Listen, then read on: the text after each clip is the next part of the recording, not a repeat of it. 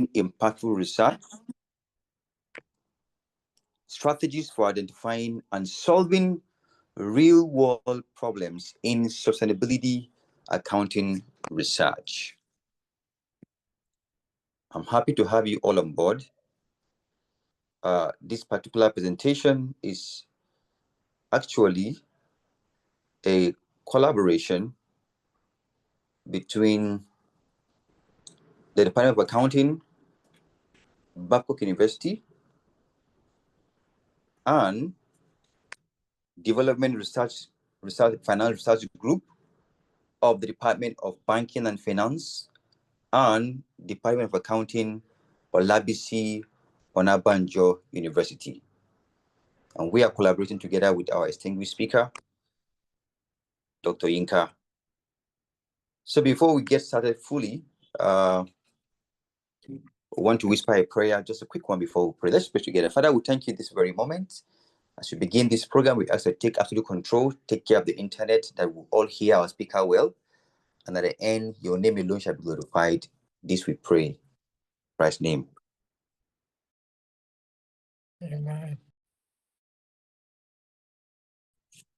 All right. So as we go ahead, we'll just quickly invite, so that we get started. Let me just see so that I won't waste more time. Let me see those who are here. If I can see their names, difficult to be able to see everybody, to capture. Our names are not titled with our, so it will be difficult for me to, I know I saw Dr. Gundajo right here. She will be taking the citation reading for the speaker. Do I have Dr. Yunusa here on board? Dr. Yunus, are you here? Okay. Do I have Dr. Olushola Aniton? Are you here, sir? Okay, that's fine. Dr. Gundajo, please go ahead. Let's have you read the citation of our distinguished speaker so that we can get started. Dr. Gundajo, can you unmute and let's get started.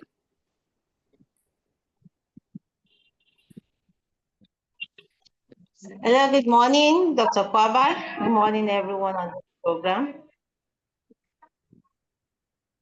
Yes, we have a speaker for today's program, and as a person of Yinka, and reading the citations of Yinka, which is a sustainable decisions, accounting technologies and strategy at the Wellington University, School of Business and Government, Victoria of Wellington, New Zealand. He also holds the position of Professor at the College of Accounting Sciences, University of South Africa. He is a distinguished academic and practitioner. He's a fellow of both CPA Australia and Chartered Accountants Australia, New Zealand. He has been published in several top-tier academic journals and serves as an editor and editorial board member of multiple. His research explores the intersection of accountability, management decision-making, and sustainability reporting. In his capacity as chair of the Environmental and Governance Committee for CPA, Australia's New Zealand division, Yinka plays a leading role in advancing sustainability-focused practices within the accounting profession.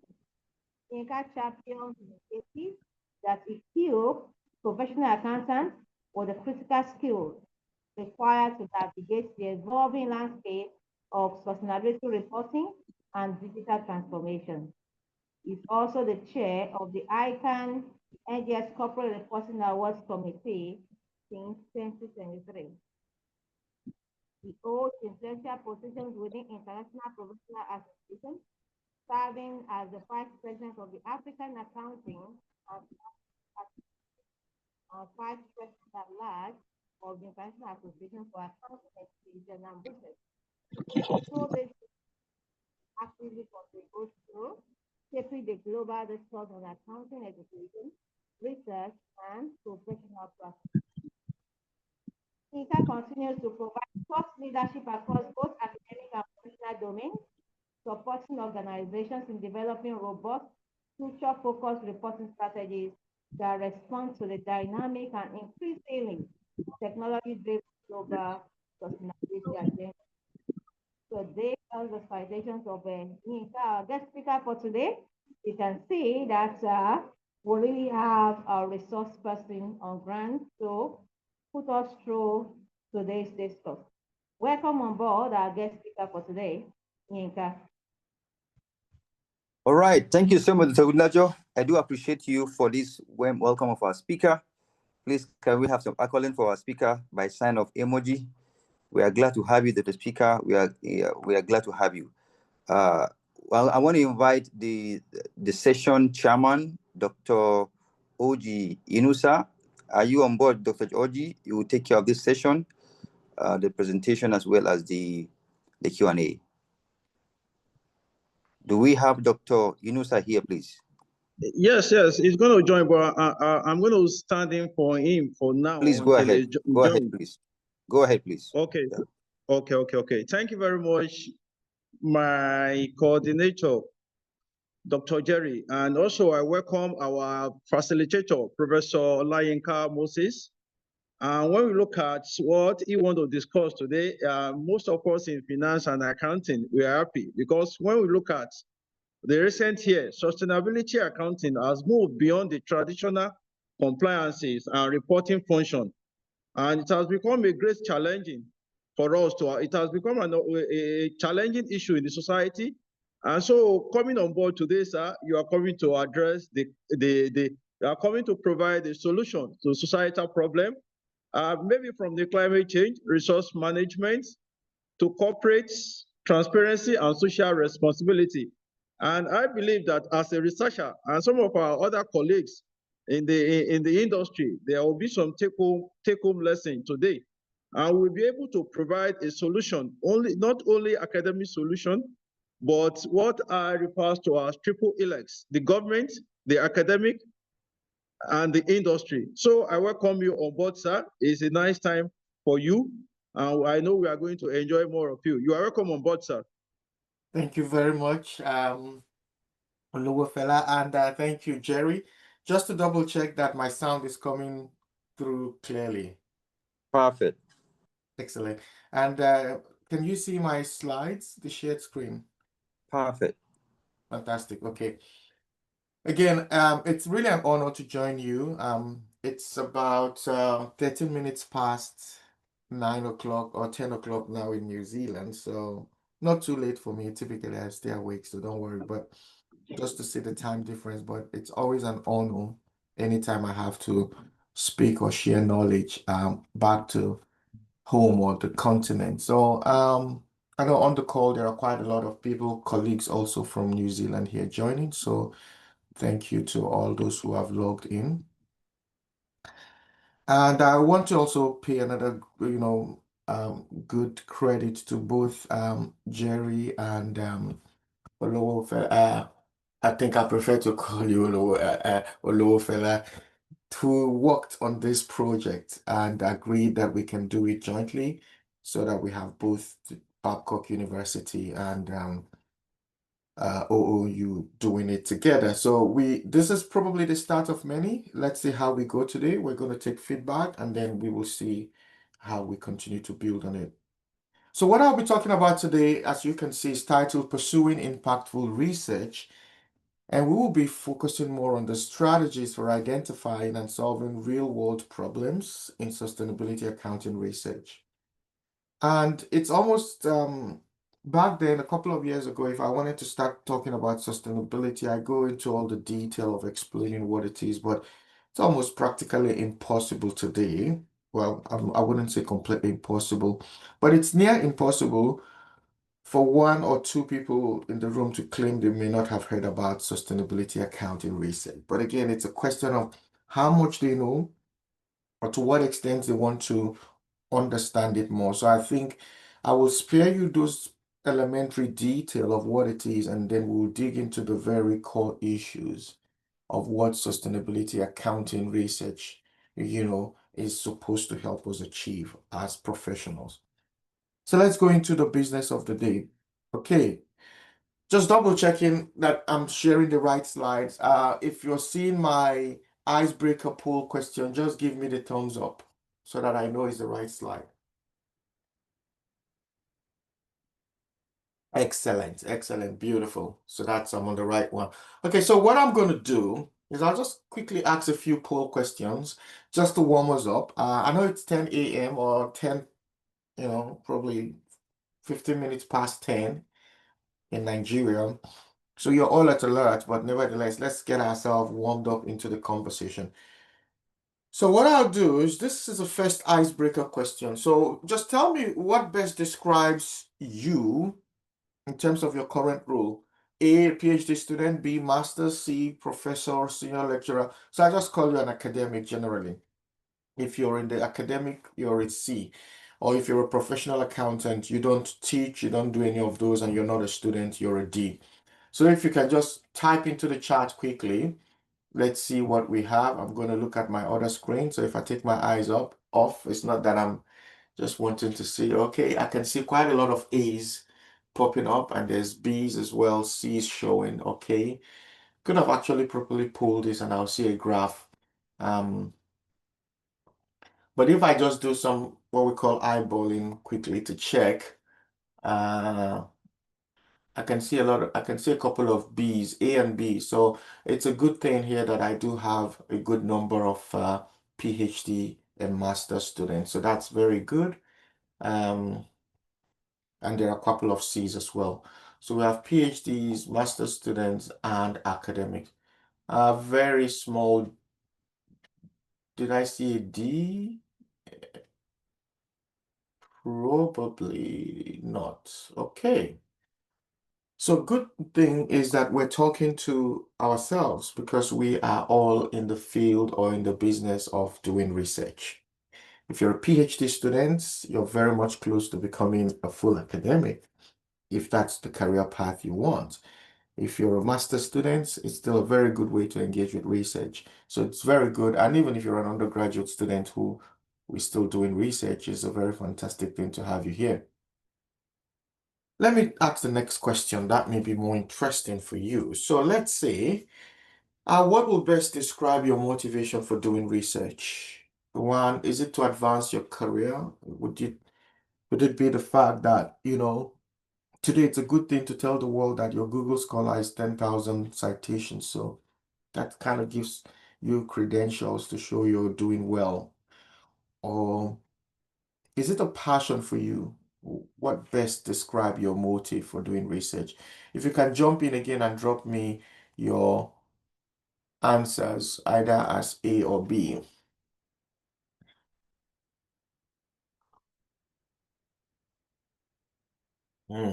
You can see a combination of many things. Okay, so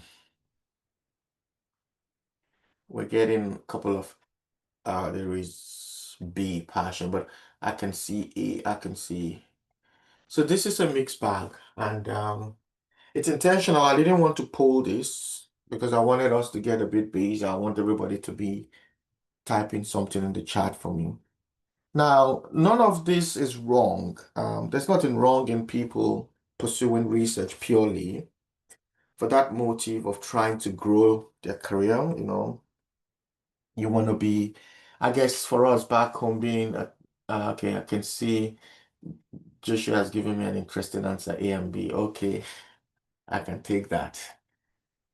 But I think, and it's possible. I actually had an option C of A and B. Then I changed my mind, and I just want to put people on a very black or white answer. But the point I'm trying to make here is that it's always good to know why you do what you do. So typically, if you're employed, if your job requires you to publish, then you have to publish. And if you don't like research, you still have to publish anyway. The problem with that is you're publishing in some ways under duress. And so maybe You like the job, but you don't like some part of the job, or you like the job, but you wish they can change the condition. But that's the world we live in. And I'm not sure any academic organization, university, or research institute will change the requirement for publications for their staff. In fact, they will demand more and more as time progresses from what I see. But how do you now turn that into a passion? Because if you're doing it because you love it, you may likely be answering very critical questions. And that is where really we will be going into. We'll start with the general thing, but it's also good to know why we do what we do. So I'll take this as quickly as possible, and then maybe have time for us to sort of engage and have some conversation. So talking about impactful research, that's why we're here. What exactly is it? And, does it make any sense to us? What is it? And why does it even matter? If I were to ask as a typical classroom teacher and I say, what comes to mind if I ask you for impactful research? What would you be thinking about? And I'm happy if you drop anything in the chat, just so that we're having interaction. If I said, what is an impactful research to you? What does it mean? It's not a by definition. I'm not intending to define anything here today. But if I wanted you to say, tell me why you think your research is impactful, or tell me what makes a research impactful, what will come to mind? What will be your thoughts?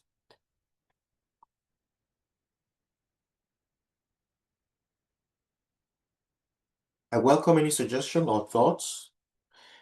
If you wanted to give, yeah, thank you, Janet. Solving problem, yes. Yes, research that solves real life problem. Exactly, that's what we want to do.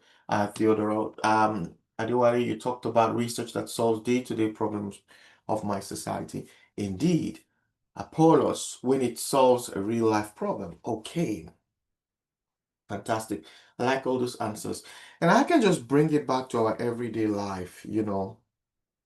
If you had typical, I don't know, fever, malaria, you would expect you go to the hospital and the doctors will give you the right solution to your ailment. But you expect they will have figured out how to solve that problem the proper way. So there's a research, there's something that has informed that knowledge. So it's a problem they're solving. If your electricity is not working, you should expect a solution. The answer to that problem should come from empirical evidence, not somebody just coming to gamble in your house, touch 10 wires, and then one of them brings the light and they say, oh, I fixed it, pay me. No. You want problems that are solved with the real evidence that's supported. And thank you, more answers are coming. Lukman, research that creates new. I see, Jerry, you talk about solution to current problems. Absolutely. And I can see it comes back, Babatunde, insight into phenomenon. Yes, that's another point we might look at. So all of these things are typical in today's world, what we call our impact. But now how we determine that impactful answer is also a question of the nature of the problem. Oluwasegun talks about solving existing problem and highlighting potential ones. Okay. In the end, what we want to do here is how do we get ourselves into really fixing our own problem? If I'm able to achieve that motivation today for all of us, my job is done. There was a joke back then when I used to work in Nigeria. There's always constant strike. And I think we just came back from this big strike that got a lot of lecturers fired in University of Ilorin then. And then ASU was in court trying to get the Ilorin guys back to work. And it took a while. One of the big critics I remember somebody was talking about then was that academics were just sort of armchair philosophers. They create problems that don't exist and try to solve it for nobody's value so that government will pay them, because that's what they believe. The research has no value. They say academics, they say go and create a research program. So you're doing a PhD, you're doing a master's, you're doing any kind of research. You say, oh, what is the problem? And then you have to create something, even though there was no problem. You have to create a problem that does not exist, that is not solving anybody's need, and you solve it, and then you want government to pay you for solving nobody's problem. And that was the main argument, part of it, to say, well, you're demanding for pay, but why do we pay you for not doing much for us? But I don't think it's true. But I also think there is some elements of fact that academics need to really step up and find solutions that are market driven. And anything you do that is market driven, people will pay for it, whether it's government or private. So what is impactful research? Like I said, I'm not a fan of always defining, but let us give it a description so that we get a sense of what we're going. I mean, I give definitions as a base of building the thought, but not that you should hold one definition as the answer to everything. So impactful research in theory or in principle must solve problems that make a difference to organizations and society. Simple. Now, what that is depends on how we define it.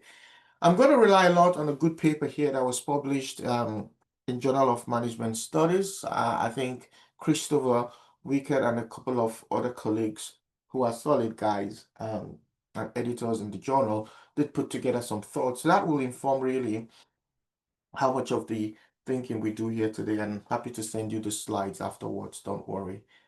Jerry and Olofela will have you get the slides and other resources I will talk about, including the paper. Okay, so what do they think an impactful research will be? One, it's a research that influences through multifaceted forms and channels how organizations and individuals think, behave, or perform their duty. So anytime you do a research that will not change any of these parameters, what are you doing it for? But the challenge we have is that despite the myriad of problems confronting societies, accounting scholars have struggled to produce research solutions that address these pressing challenges. Now, that's a paper that I published with Trevor Hopper. Some of you may know him, others may not, but he's one of those leading critical accounting researchers. And this was a paper we published in AAAJ. If you're familiar with those journals, those are the top elite accounting journal. So what's the point? We try to look at articles published across accounting research over a decade, and we actually examined 13,805 articles.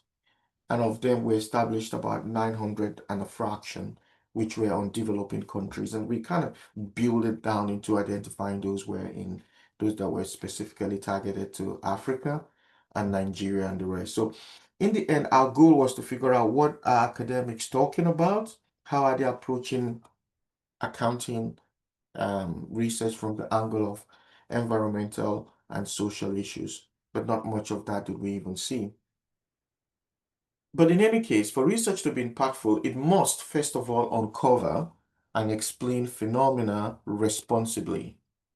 Now, that is something I may not cover in detail here, but the thing about research is not just what the research question is. That's a very good point, but you have to do it right. So that's another missing link. Academics in developing countries, and I think Nigeria is suffering massively in that area, still struggle to do what we call rigorous or reliable research. So that becomes another problem. So it may not necessarily be that it is the problem that we're trying to solve that is not good. It could just be how we do it that nobody wants to trust it. It's like if you're in the field of medicine, there are very standard procedural way to trial, what you might call a drug you want to use to solve an ailment. It doesn't matter how great you think the drug will be if you don't follow a very standardized approach to testing and trialing the medicine, nobody will trust it or use it. So that's the first big problem to fix. And so that lack of very intentional approach to fixing this problem leads to what we call the research practice gap. And that's something Wickett and Elle talk about in their paper. The goal over the years is to be able to solve real life problem, but the gap continues to expand or, widen.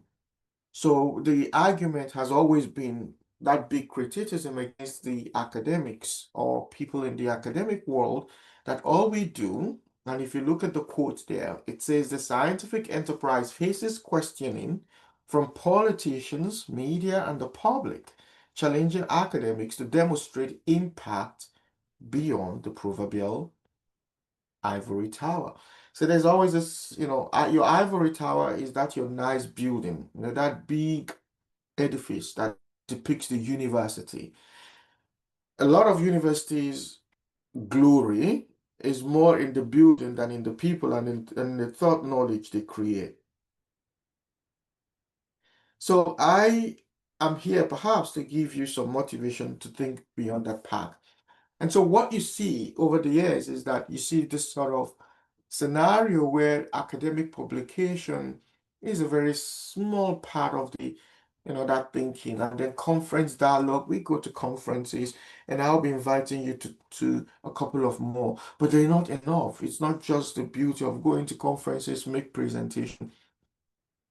It's the fact that all of these things lead to very limited practical use, and because there's collaboration gap, which I'll talk about, and then inconsistency in the metrics we measure it. But why is there still such a gap? Like it's this, the things I'm talking about here may not really come to you new.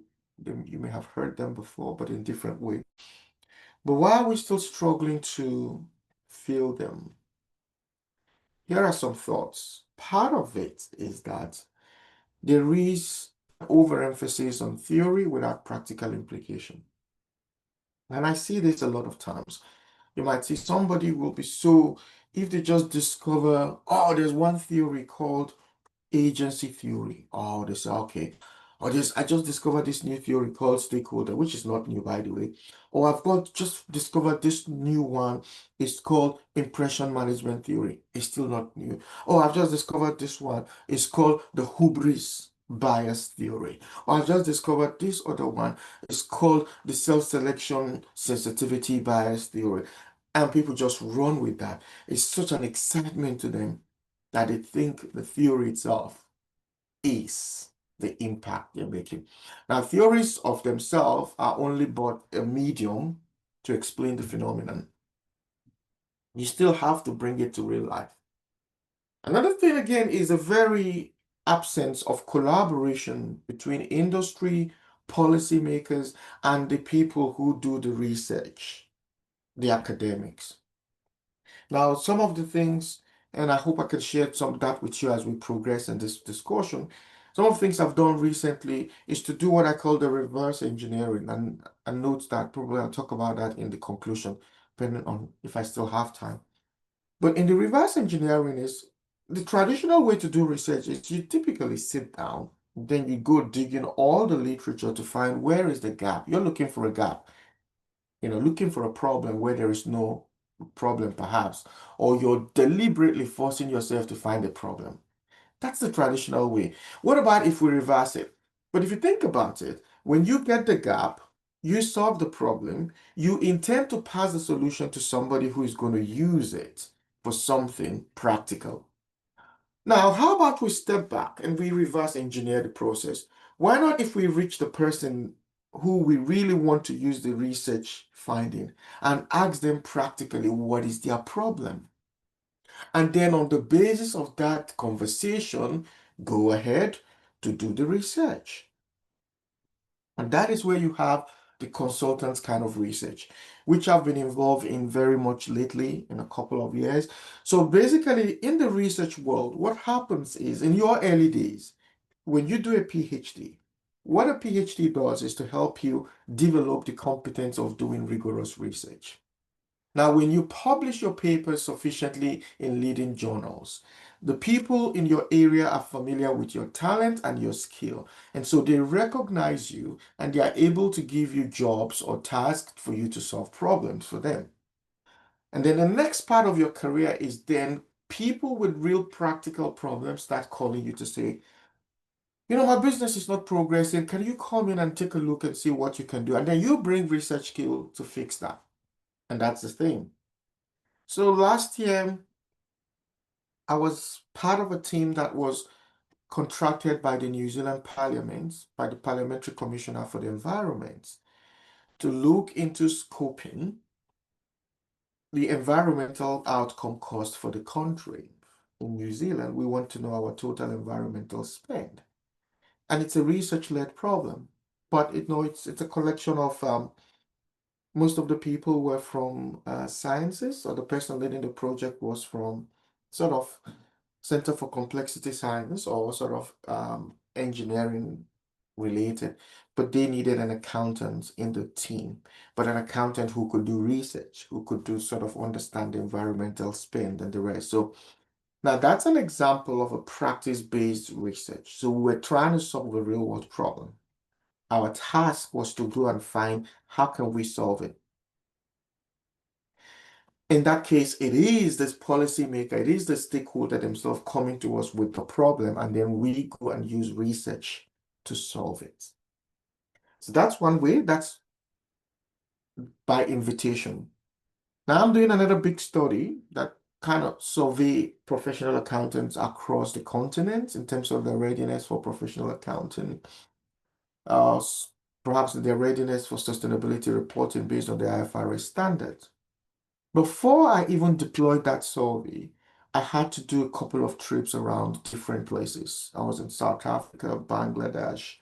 Uh, we had an online session in India. I was in Nigeria. There were also sessions in Ghana to speak with key stakeholders. In the end, by the time the survey is ready, I know I'm hearing exactly what the people really want to fix.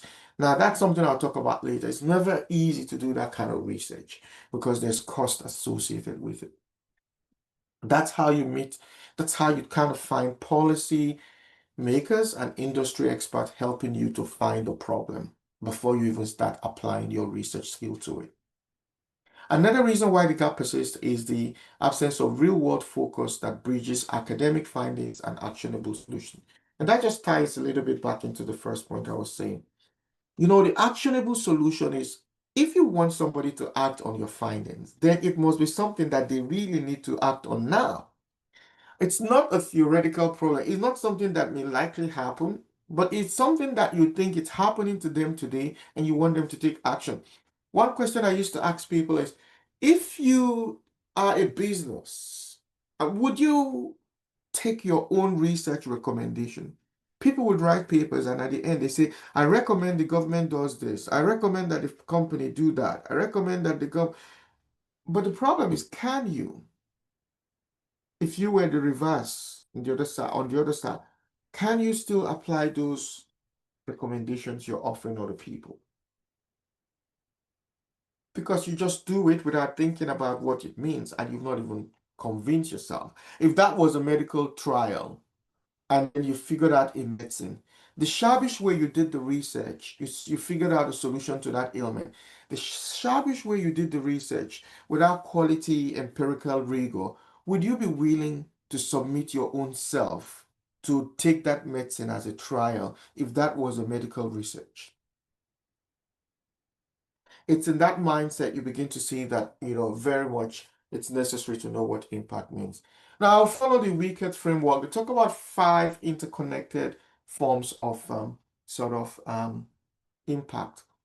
And so it's a bit like there's multiple ways to see this, but every good research should come with a scholarly impact. Now, don't get this conversation wrong. Every paper you write must also have an academic contribution because you have to add to the body of knowledge. Second is that you must also think about how it connects with societal impact and then builds onto educational impact, practical impact, and then policy impact. So let's start with the first one, scholarly impact. By simple explanation as given by Wickett and Earl in 2021, they said it's a clear, compelling theoretical contribution that explains a phenomenon. So anytime you do a research as an academic person, which most of us are, whether we're students or already in the business of publishing, this is our job.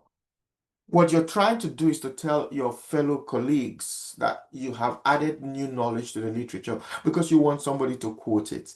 So it has to be able to explain something we know or something we did not know in a different way. So that will have to talk about the novelty, which is breaking new grounds, completely bringing something nobody else has ever thought of, a little bit harder. And then you talk about the interesting part of the work, challenging what may be a common assumption, but in a different way. And then how important is it solving significant problems? So Yinka talks about this idea of advocating for problem-driven research over theory-driven approaches. And I talked about that. Your theory is just a way to solve a problem, but shouldn't be the only reason why you're doing research. Your main motivation should be to solve a problem. So Davis et al. Starts with the concept of, or highlight this concept of starting with phenomena in the world that are worth explaining rather than I am interested in one theory. So for example, I like institutional logic, sounds great.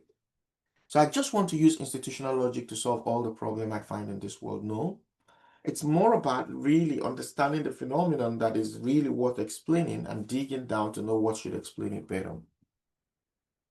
And so this approach will naturally lead to connecting theory and implications of the world, or practical implication. Now we can come to practical impact and say, what is it? Well, we're looking at research that influences actual practice and decision making, and we've decided to kind of keep it as a very basic way to define impact.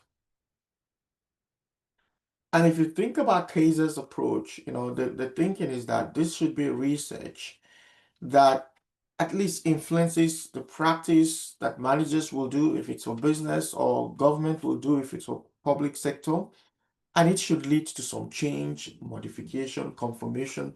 It should do something different, and people need to act upon it. But it requires awareness. They need to understand it, and it has to be acceptable. And then you want the implementation that leads to organizational change. Now, what about societal impact?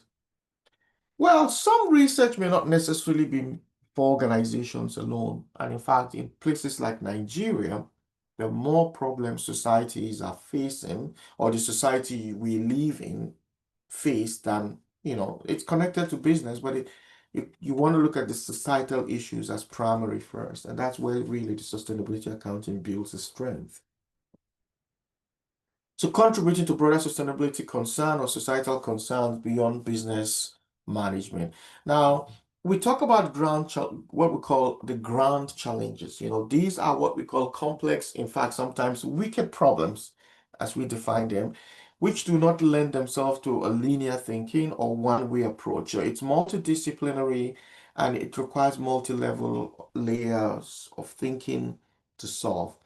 So take, for example, poverty. If you want to fix poverty, it's a multi-complex challenge. It has financial implication. It may also have social consequences. You may need technology to solve it, so you need people in IT to build something for you. You may need people in social welfare to educate people out of that. You may need accountants to bring in, budgeting and financial management behavior. So it's multidisciplinary and it's complex. So those kind of problems don't come with one answer. And you need multidisciplinary thinking. You need a multidisciplinary team to fix that. And the next thing you want to talk about is the different layers of how that can be done. So we'll talk about the individual change. How do you push that sort of societal impact that will cause people to have what you call individual change in their behavior? If it's a decision that lends to people thinking differently, they should be able to take that change. What about the solution that are more for organizational change? Now you want to give organization data or insight that will sort of help them do what they do better, can be better in terms of using accounting metrics or understanding it differently. It could be an industry benchmark, or it could be policy or regulatory. Today, there's a lot of big regulations coming around sustainability accounting research and implementation. And we're all, in some ways or the other, looking for that to help improve some of the environmental and social concerns. But there's still also the need to understand how this regulation and culture fit into our own society. because if most of them are imported from overseas, they're Western based. Are they ideal for Nigeria? Can they help solve the problems that Nigeria faces today? These are the things that accounting researchers should be more interested and to look at how that fits practically into our society. And that leads us to the next impact, which is policy. The policy impact is the decision you make or the research you make that influences government or regulatory framework. Now, it could be two ways. You may be lucky to be on a team that helped to build, policy. You need to have research to support it. It could be your own research or, previously done research. But where we sit as researchers today, we should be engaging with the policies that exist and thinking about how we provide guidance as to how they fit into achieving the goals we want them to achieve. So I do quite a few of those research, sort of looking at existing policies and how governments or organizations are complying. In a paper I'll talk about shortly, we also looked at how, government's commitment through their ESG implementation practice complies with ability to meet existing policies or set targets by 2030. So all of these things are things that I think we should all be achieving. I can see a lot of scribblings on the screen. Maybe we can stop that just so that we don't get too much line. Maybe I just stop sharing and I'll share again and see if I can get all of those annotations disappear. I really don't know why it happens though, but okay. Let's stop sharing and share again.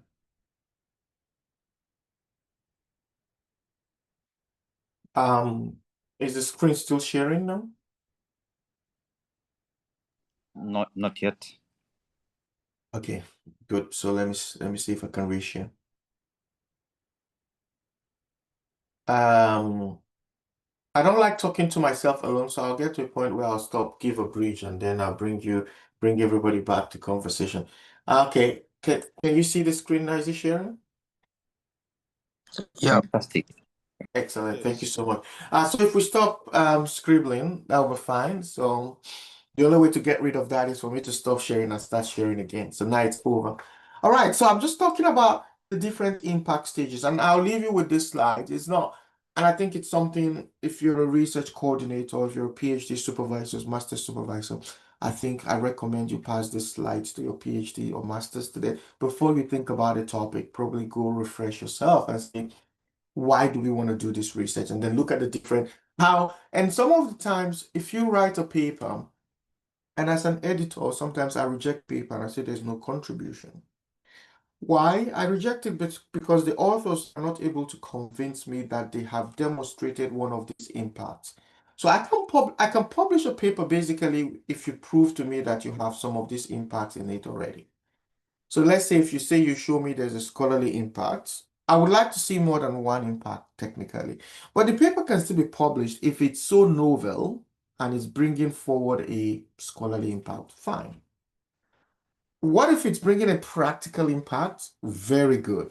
And sometimes I may demand that you move the scholarly impact into practice. So show me how your scholarly contribution can be implemented in practice. And it may be that the paper has more societal impact, but it's not always the case. If it's not supposed to be societal facing, it may not have it. But that's where we're pushing that we want the research to focus on things that are more practical to society. It may be policy based. It may be this kind of research that you want in the end government to take decision on. And now educational impact. That's where I was when I said I would like to see you also, academics in the room, use this to have discussion.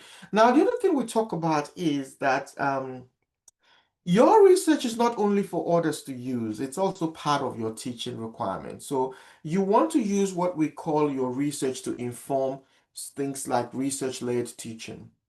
So in most of the courses I teach, students have to review one or two of my research papers.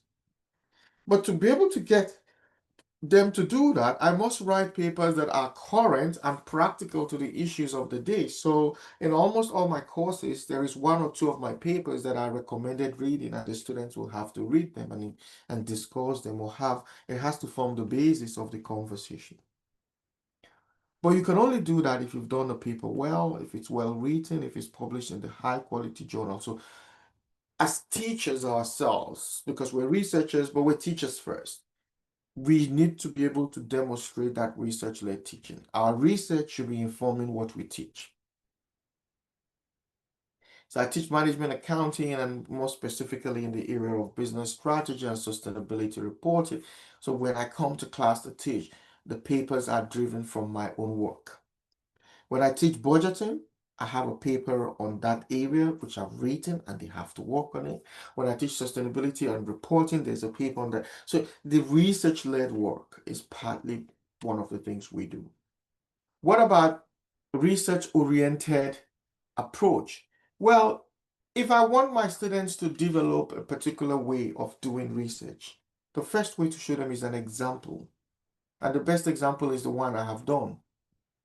So they may review my own paper, or we start with my own paper and build on into other papers. So you use your own work, but it must be done well. It has to be demonstrated with the highest possible rigor.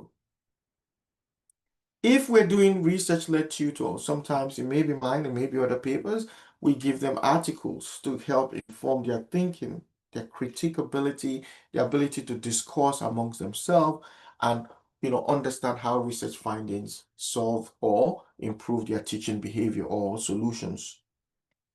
And then finally, we talk about research-based sort of inquiry. You want them to also do assignments that are research-based. So we give them sometimes a research work to go find a couple of papers, write us a 2,000 words AC, but they have to reference 3 or 5 papers from research-based academics, and not just Wikipedia or Google the answer. They have to engage with proper literature. But let's come to the key thing of the day. But by the way, if you're still in the room and you're not disconnected, I'm not boring you, just give me the thumbs up sign.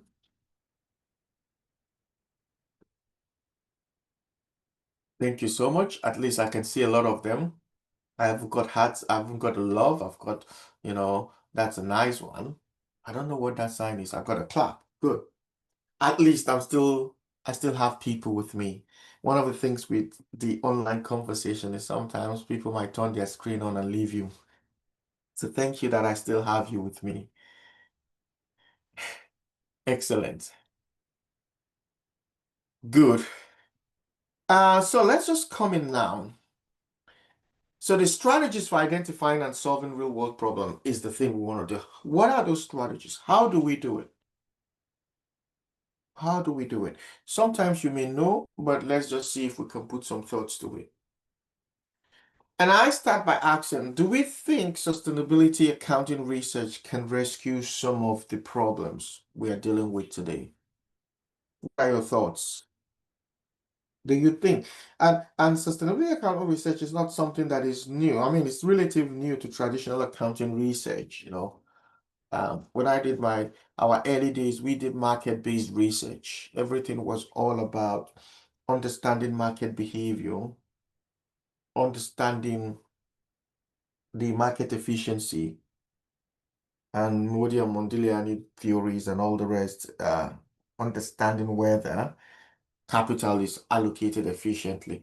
And that's still important. I'm not discrediting that. In fact, I'm primarily built into understanding markets, but now more from how sustainability can make a difference. So, is it something we have an answer to?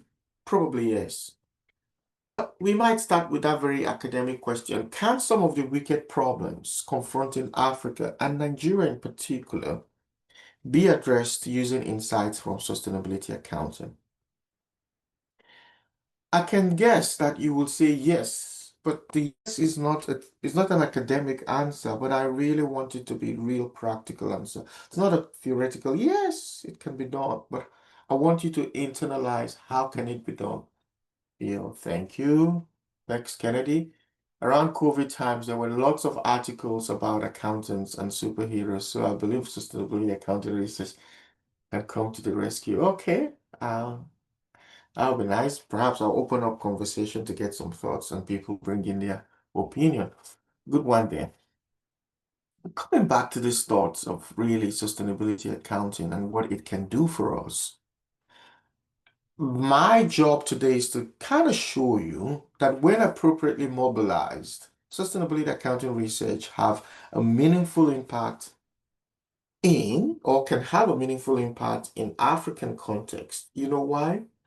Because sustainability development imperatives are very crucial in Africa.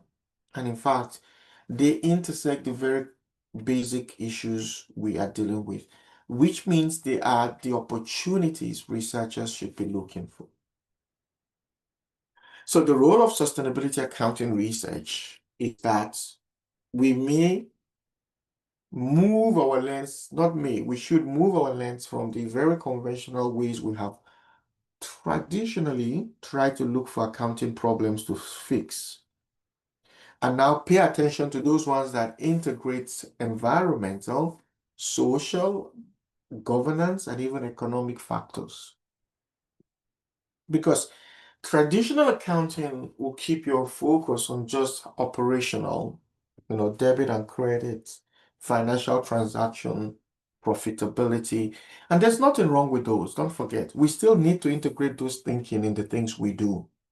But we want to move our attention slightly a bit when we go to solve real world problems. We know that not all real world problem is, a financial problem or an accounting data problem. It could be, but in a different way.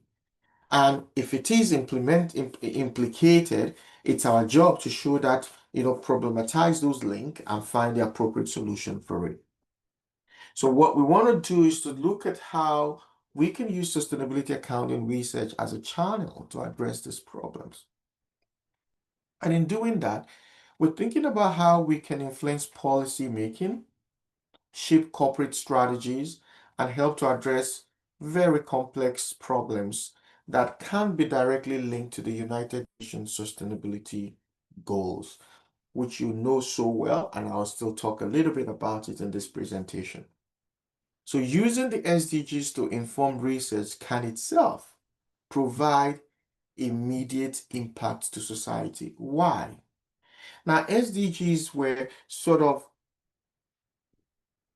developed out of the Millennium Goals, and they were all globally well-researched issues that, the United Nations thought will be necessary to get the world to a good place. So all the things, in a way, it seems that if you want to put it in our language, they did for us what is called the summary of the Global Literature Review of Problems, and they summarize them into each of those goals to say each of these goals, if addressed, solves a particular problem. So in theory, the issues that are problematic, we already now know them. We just need to start applying the solution. So these 17 goals within them carries solution to different issues of society.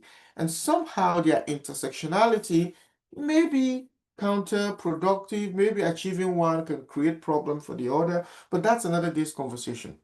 But just looking at them and understanding how you can implement them or act on them is very crucial. But let me just quickly share with you some empirical insight on how the SDGs have been tracking. And this is a paper that I did together with Joshua. I think Joshua is on the call, and Ima Bong. I may have seen Ima Bong earlier on. And we did this work, which is published in Advances in Environmental Accounting and Management in 2022.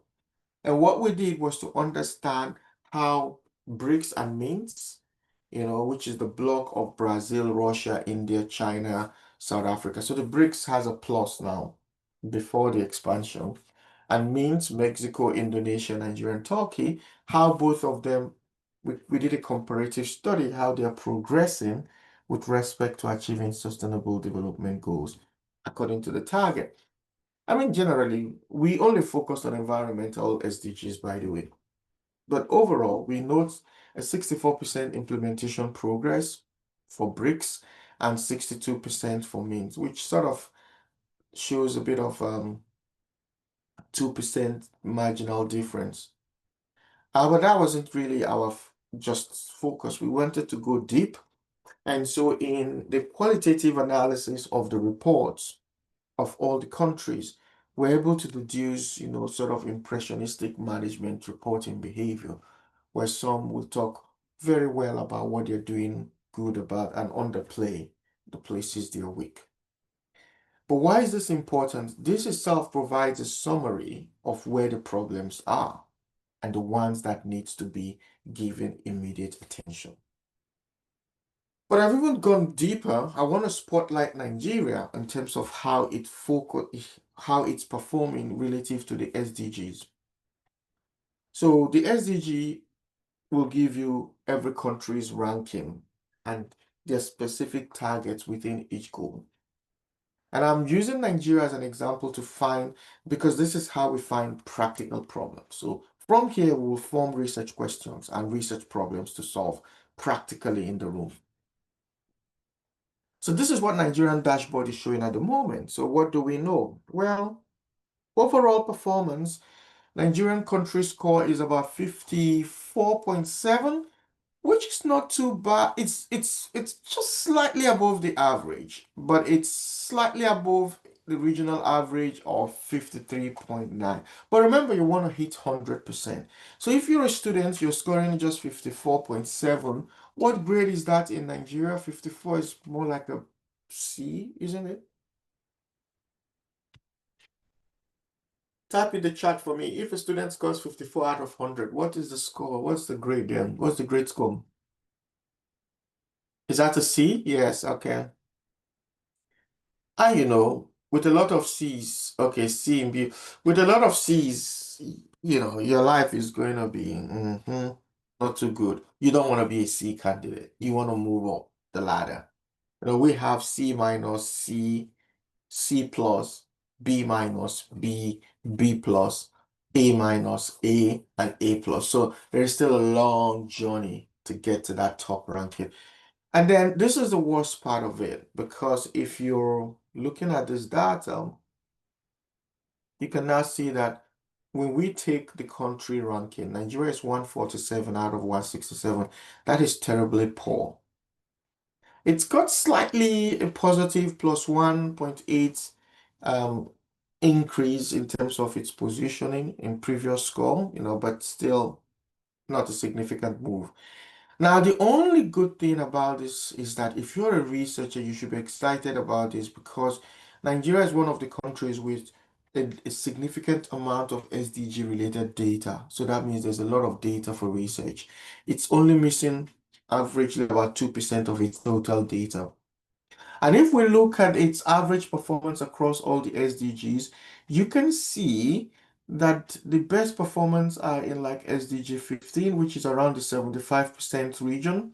Actually, SDG 13 and 12 are nearing the 100% region, which is a bit debatable, but that's what it is.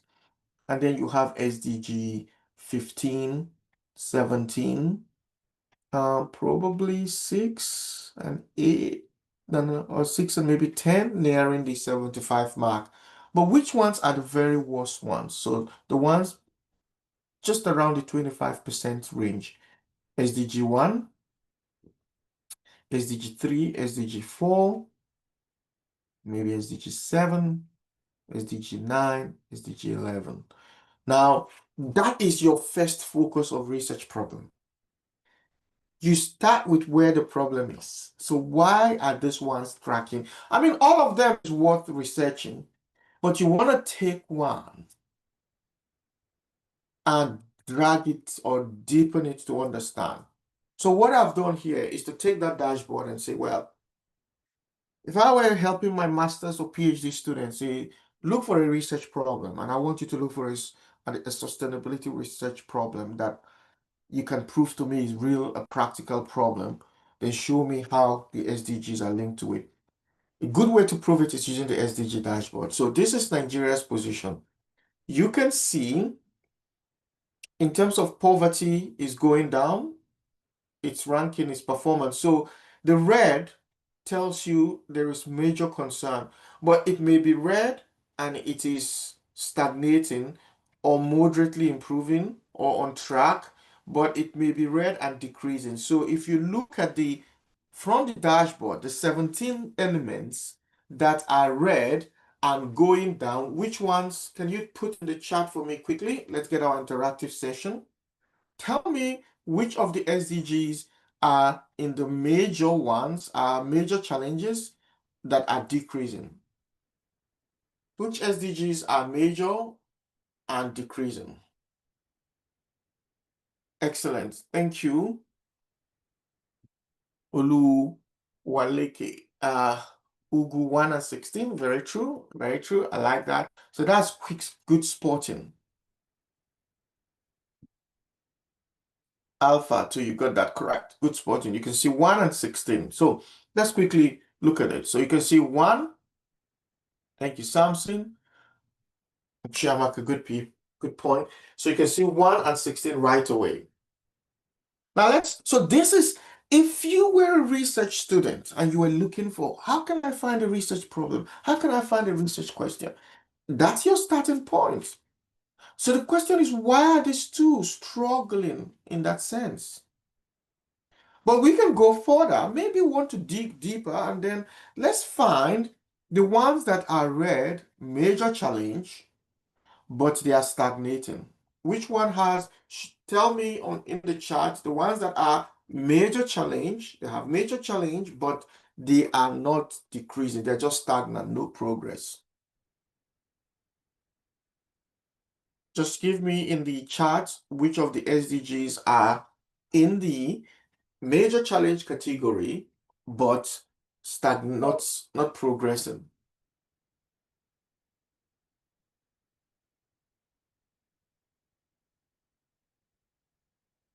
Yeah.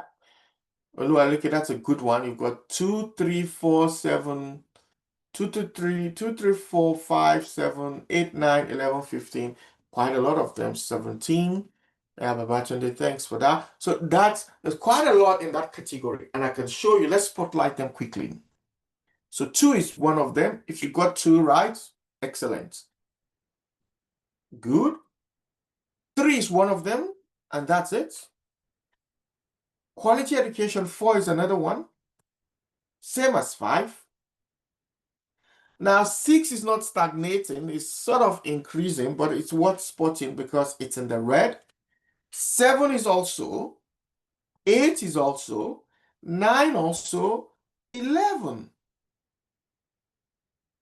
Probably even 14 if we want. But if you look at this, these are all SDGs that lend themselves to real practical problem because each of them will drive you down to something that has very immediate need for society. And this is Nigeria, just talking about Nigeria. So it's no more just taking it at the surface or aggregating it, it's digging it down. So now I'll give you an example of how to do this, and then hopefully you will spend some time doing it as a way to build your research capabilities. So let's look at the first one. So I want to go down into SDG 1. So now I've gone into the dashboard because SDG 1 is really decreasing, is bad, and it's no poverty. So why is that the case? Now, the data for that, the expectation, the metrics for measuring poverty is that at least nobody in the society should be earning less than $2.15 a day or $3.65 a day. So the 2 head count ratio. Now, if you look at it, based on the first approach of $2.15 a day, the Nigerian score is decreasing. It's currently now around 31% of the population are in that category. In 2000, there were about there's 60%. So we are struggling. So the estimated percentage of population that is living under the poverty threshold of $2.1, estimated historical income distribution by projection of population and age. I don't want to go into that. So what you want is the long-term objective for this indicator is a value of 0. It is coming down, but it's not perfectly good. Okay. Same thing here. It used to be around maybe 80%, but it's now around sort of 40 something percent. But you kind of look at it that the challenge remains. But I go deeper in and I say, let's look at the whole SDG 1. Now, don't look at it from the summary, look at it from the targets. Now, if you go to each SDG, there are specific targets, and these are the things the target wants to achieve. 1, it wants to eradicate poverty. It wants to reduce by at least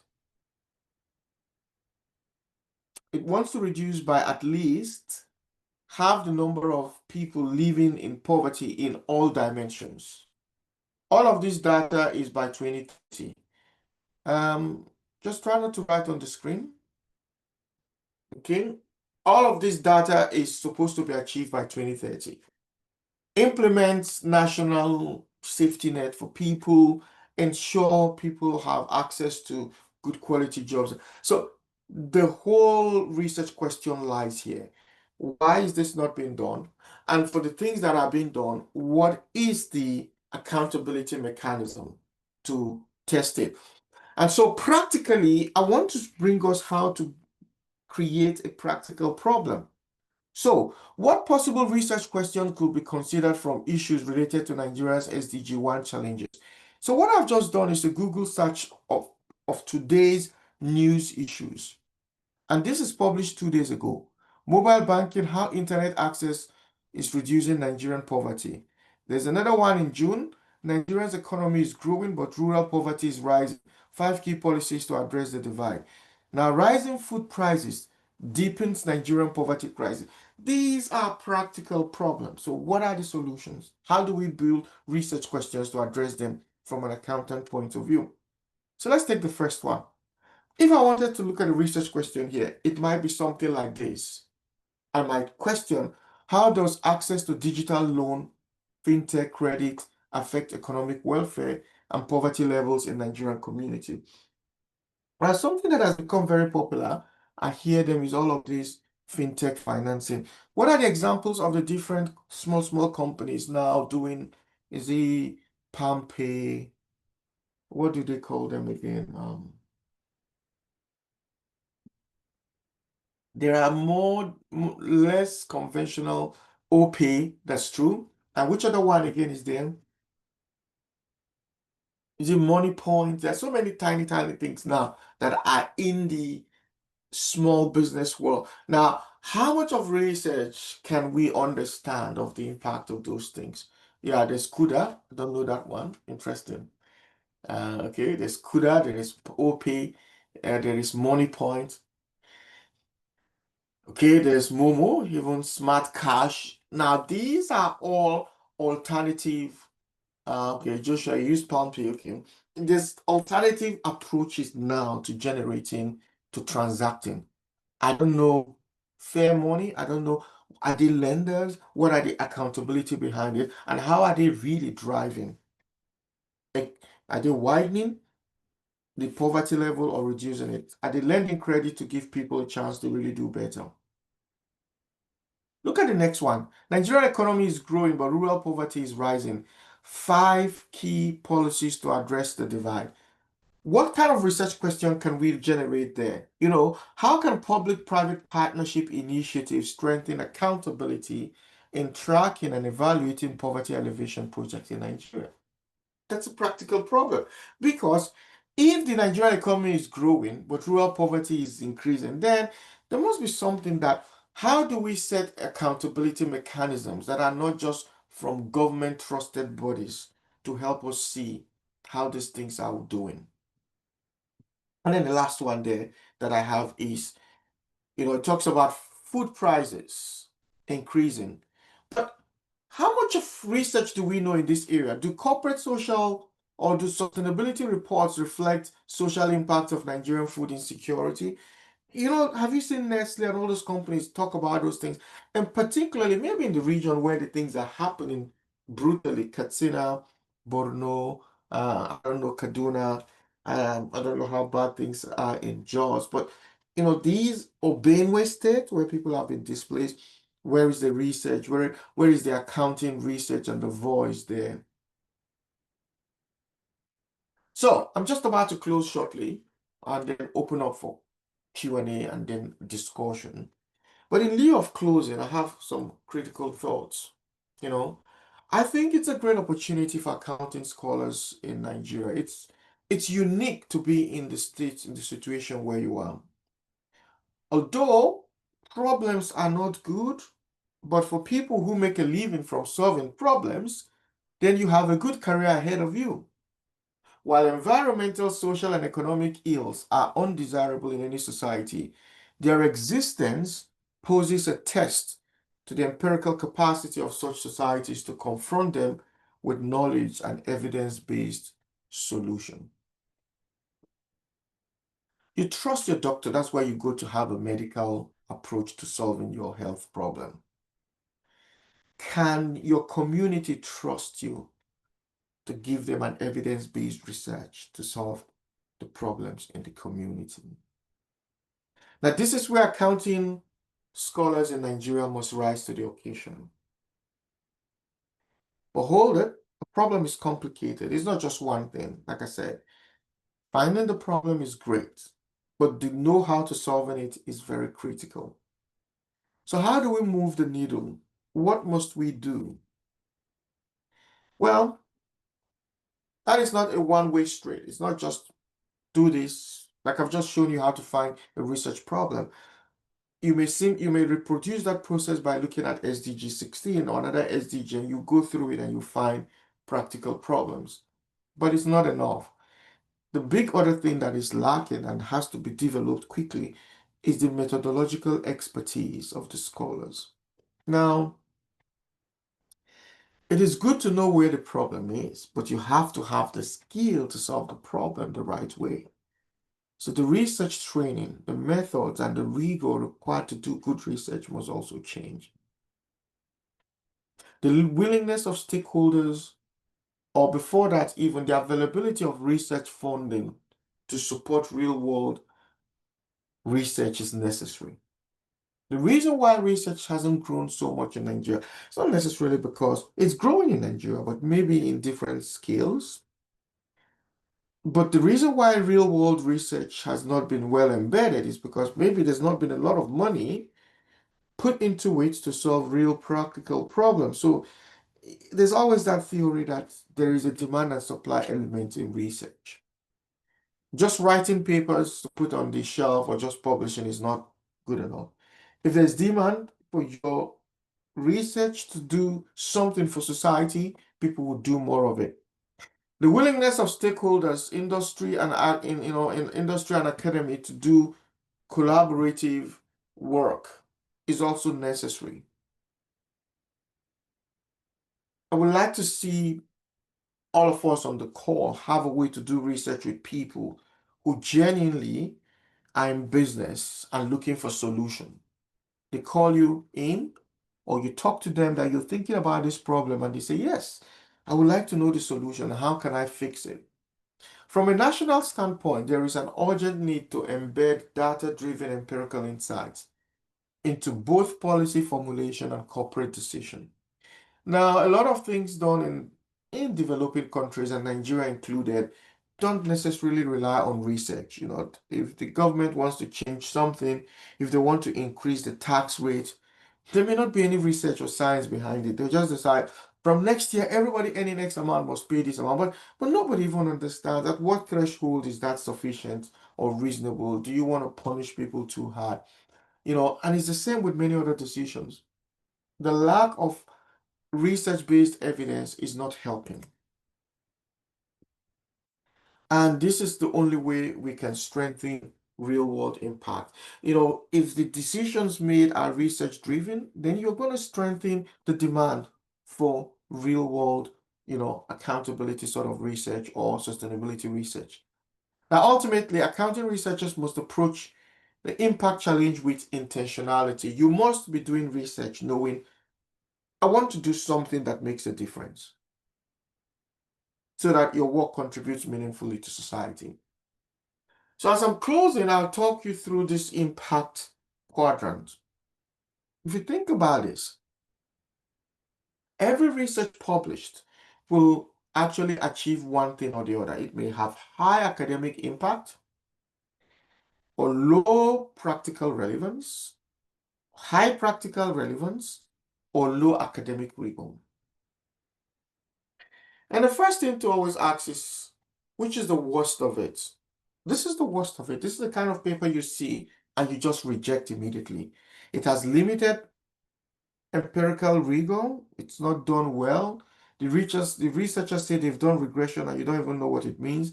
They don't even know what regression means. They say they've done survey and they have violated all the rules of survey. They say they have done an OLS estimation model and they've violated all the OLS assumption. They say they have done fixed effect, but they don't even know what a fixed effect is. They don't even know whether the test for fixed effect or random effect was not done.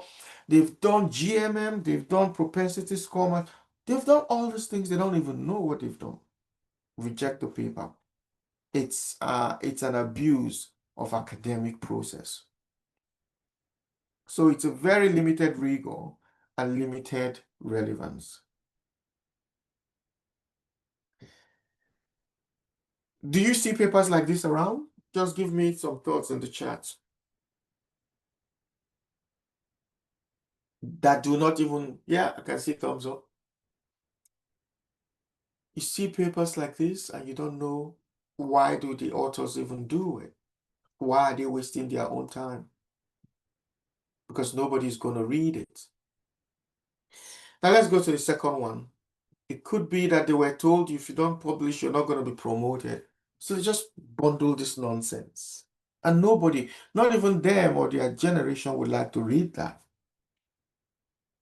But you now have another kind of research. Well, they try to do something they consider is practical, but it's very limited to rigor. So that's something that, okay, genuinely the person may have seen where the problem is, but because they don't know they don't have the right skill set, they can't do the research well. Well, I sometimes blame it on ignorance, but there's a way you continue to repeat your ignorance. It's deliberate foolishness. So how do you solve this? You have to build collaborative research partnership. You have to go and train yourself today. You can learn anything online. You can take lessons. You can watch YouTube channels. You can look for how to do that analysis, how to do the research, how to do your literature review professionally well and neatly done. So there's no excuse for doing anything badly today because the mechanics, the resources to do them better now are more available today than they were 5 years ago, 10 years ago.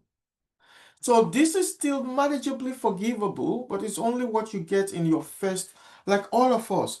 Our first 1 or 2 research was when we didn't know what research meant. And today you read those papers, you laugh, but it's a good thing because it reminds you where you started from and where you are today. And then you start getting to that space where, you're beginning to get the things slightly good. So you do research that has rigorous relevance, academic rigor. You follow the right methodology, your theories are well aligned. But because you have only focused more on the academic contribution, you have paid little relevance to or little attention to the practical implication. Well, that is a research that can be published. It may even be published in a good journal, depending on how lucky you are that day the reviewer is feeling. But it still can be better if you add a proper practical relevance to the research, and that's good value. So if you are able to demonstrate to your readers that the research has both an academic rigor and practical relevance, you're the person we're looking for. It is you the academia is looking for. And this is where you want to be. Everybody should be aiming to do research that is of high quality academic rigor, that has practical relevance, and that will make very significant change to the way we think, the way we do things. And that is for me the most critical thing. And in fact, it is the whole essence of my presentation today. And in my last words, before I open it to chats and conversation, here is what I've put here. And I was writing this and I thought of this and I said, if we really live in real world, why are we doing research that are not for real world people? It's like living in the world, it's like living in the land of the living, but doing research for people who are dead. Doesn't even make sense. So if we live in real world, we must strive to address real problems confronting us and not merely conduct research that exists within the confines of the proverbial ivory tower. Thank you. And now open this to good conversation. I want us to have a chat. So thoughts and comments. Perhaps I'll pass this back to Jerry, and then I can come back and take some thoughts and comments. Thank you so much. Olushola, go on. I'm around. Yeah, go ahead, please. Okay. Thank you very much, Professor Yinka. Let me say, before the vote of thanks, we are very grateful because our discussion this morning, you've been able to take us back to go and audit classes again in research methodology class. And some of those issues that you raised were very, very insightful. And you have been able to do a thoughtful, provocative presentation. So, and from what, let me just try to do a kind of recap, because so many questions will be raised, and by God's grace, we have over 100 participants, and I know everybody will love to ask you questions. So let me just, he has been able to talk about impactful research, and he has also been able to educate us and present matters around why the gap persists. In the sense that the same gap may address somebody in Bangkok, in Covenant, in other top universities, we also address. And he has been able to tell us that some of those issues where those gaps continue to persist is because of lack of collaboration between industry, academics, also our inability to link theories to practical application. And also he was able to take us deep into how we can make our research impactful, either scholarly impact, practical impact, societal impact, policy impact, and education impact. And he also tells us and these are some of those reasons why some of our papers, honestly, are being rejected. And not just any other paper, just push it and publish it in the next 3 months in those top areas where he has also published. Also, he was able to discuss with us the strategy for identifying and solving a real problem in sustainability accounting research. And also, he educated us on sustainability accounting research and how we can use it to rescue, and basically on the role of sustainability accounting research in our society. And from there, he was able to talk about ESG, how we can factor in ESG into the traditional accounting practice. And also, he was able to talk more on influence of policy making, how we can use our research finding to shape the world, especially to influence corporate strategies and to help addressing some of the sustainable goals ESG was meant to address. Sorry, SDG was meant to address before they moved to ESG. And he was able to summarize ESG. And from his summary, I thought personally I had a take-home lesson that they've been able to do empirical research and they've been able to identify, looking at the 17 goals of ESG, that if look at the method he used on goal 1, not just publishing the paper, not just effect of ESG on social performance, it should be able to trickle down to societal problem.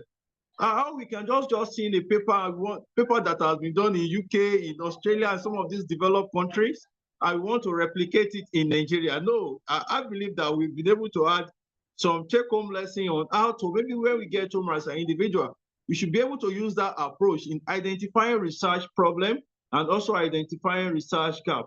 And also, he was able to teach us again on issues around sustainable accounting research and to solve real world problems, not just publishing for promotion purpose.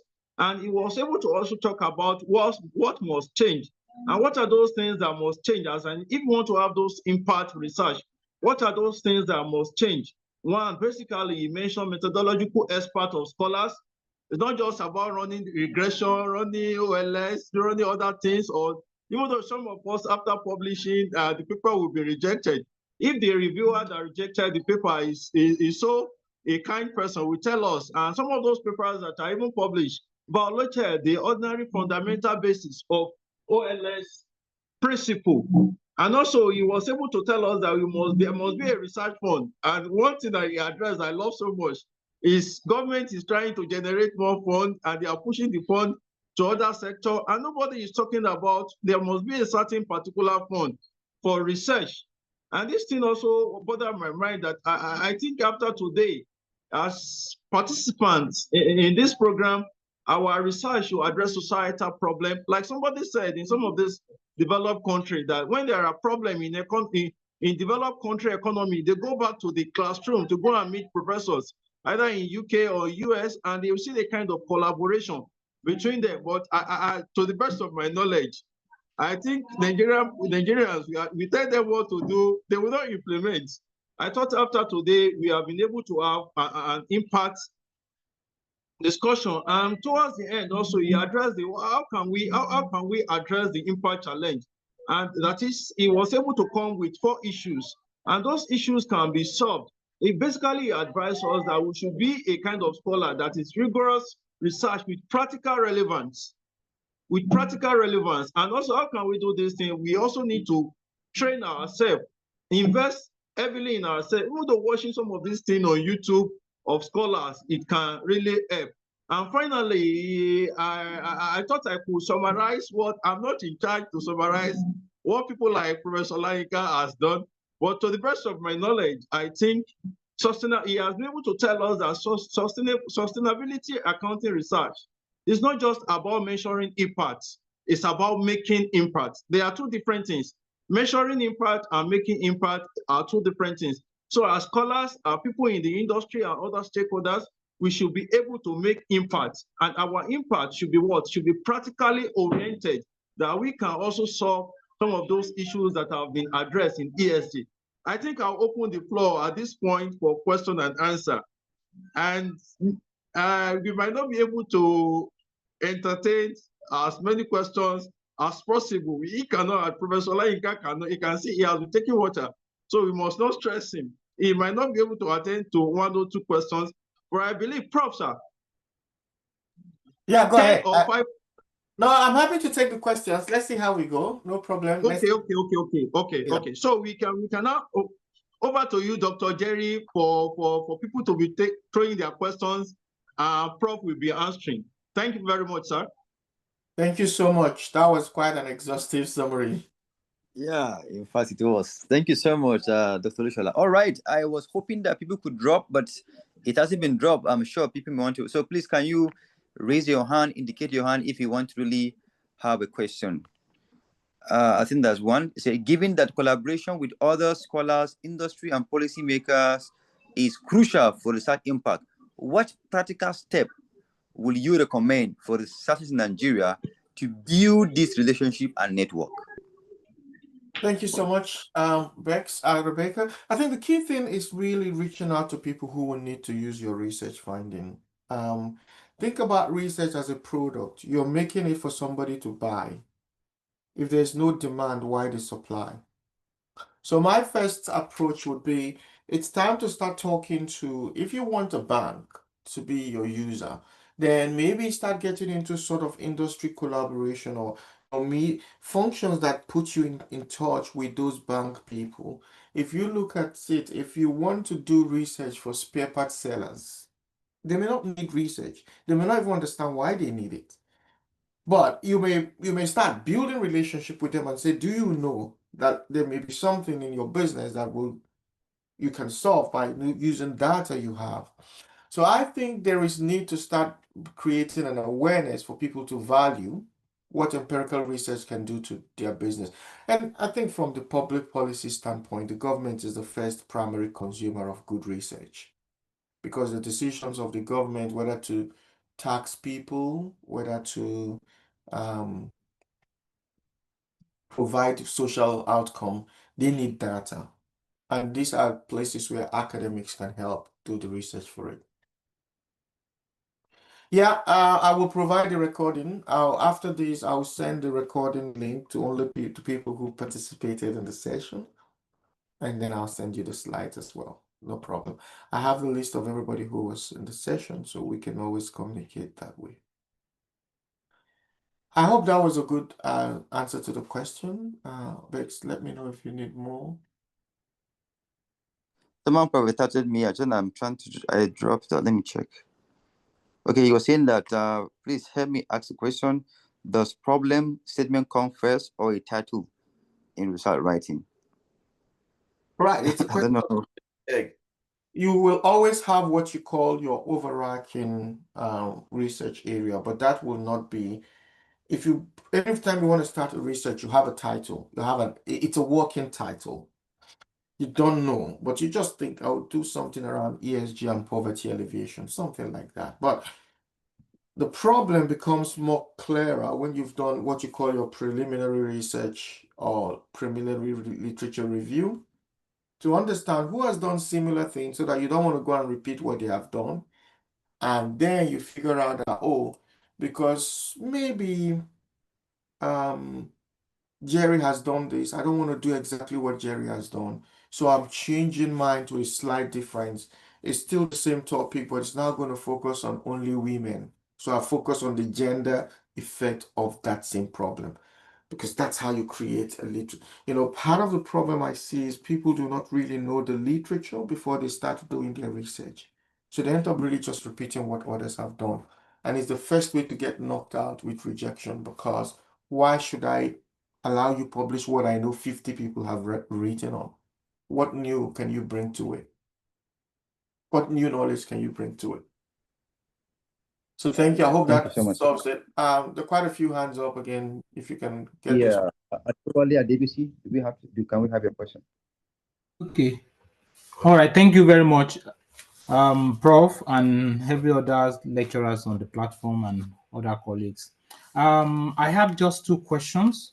One of them centered around the policymakers accepting the outcome of the research. Unfortunately, in this part of the world where we are, I know how it works in UK, so I can as well just oppose that with Nigeria. How do the researchers who are doing very good job here, because I have been to the tour and I know that we have very, very good researchers here, and some of them have done a very fantastic job. How do they navigate the policy, the political atmosphere or the landscape of the policymaker in accepting the outcome of the research? That's question number one. Then question number two has to do with the skill exchange. That's opportunity to like integrate the research findings of different schools into practice. What they practice in my school in UK is that we have what we call skill transfer. In that skill transfer, the school collaborate with some private companies where they come to our schools to like give us talks, and we exchange ideas during the seminars, during the coursework. And in the process, they like tell us the area during that interaction, the questions and answer section give opportunity for the student to like ask on what are the problems they find in practice, which gives opportunity for the researchers to find a topic around that area, and eventually after the program they are able to like go there for IT or application. And when they see the research they have done, which is the area of their interest, then they'll be able to like, you know, recruit them and exchange ideas in that manner. So now my point is that is for UK and Nigeria. From your experience in Australia and New Zealand, can you tell us if there is any other approaches you have seen or you have read about which could help us, the people in this site, as at this time? Thank you. Excellent. So just to recap, the first question was on how to help researchers, how to get policymakers to use researchers' finding. Is that the question? Am I correct? In a political maneuvering environment. Yeah, okay. Yes, in Nigeria. Okay. Now, you're very correct. Some things are within your control, others are not. It's not a Nigerian problem, it's a developing country problem. I mean, I hold quite a few other positions. I'm a professor extraordinarius at University of South Africa. I'm a senior research fellow at the University of Johannesburg. I have a very strong extension with Walter Sisulu University. I've got extensive research relationship and working relationship with institutions across other developing countries. The biggest challenge with the political system in the developing country is still not a full democracy. And actually, well-established democracies with institutions value research. That's why I'm pleased that you have had time, you've spent time in the UK, you know what it is. Those societies, including ours, survive on the value of the strong institutions behind it. And so they actually give credence to the requirement. In fact, it's impossible for you to make some legislative changes without coming to Parliament to demonstrate the cost-benefit analysis of those changes. The select committee will kick you out. You have to go and present that you have taken time to cost this and you do the paperwork. And this is what the team of the legislators spend time doing. They don't make laws that, you wake up overnight and a lot of things are changed ad hocly.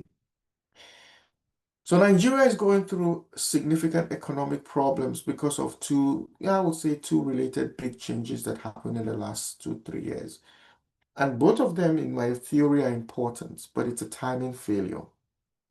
Subsidy needs to go, and you need to actually remove any sort of government control of the exchange rate. But it's a poor failure. It was not empirically based. It was rather emotional or a political announcement rather than an empirical database decision.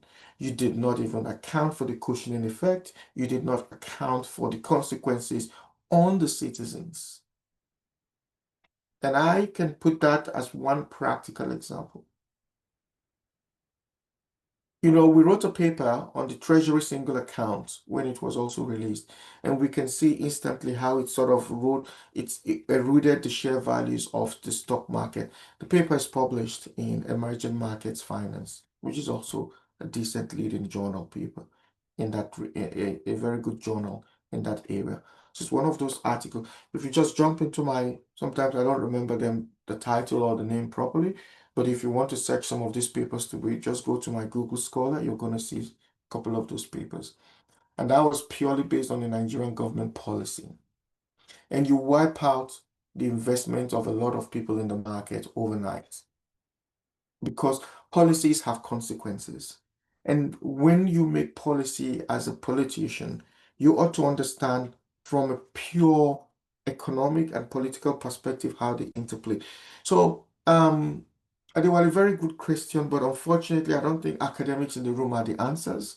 Maybe we need to be, as we see, we're preaching to the choir here. We need to be talking to another group of people at another time to understand the consequences of the decision they make and why they need to integrate academic research to it. Now, skill transfer, I think you've got the model right.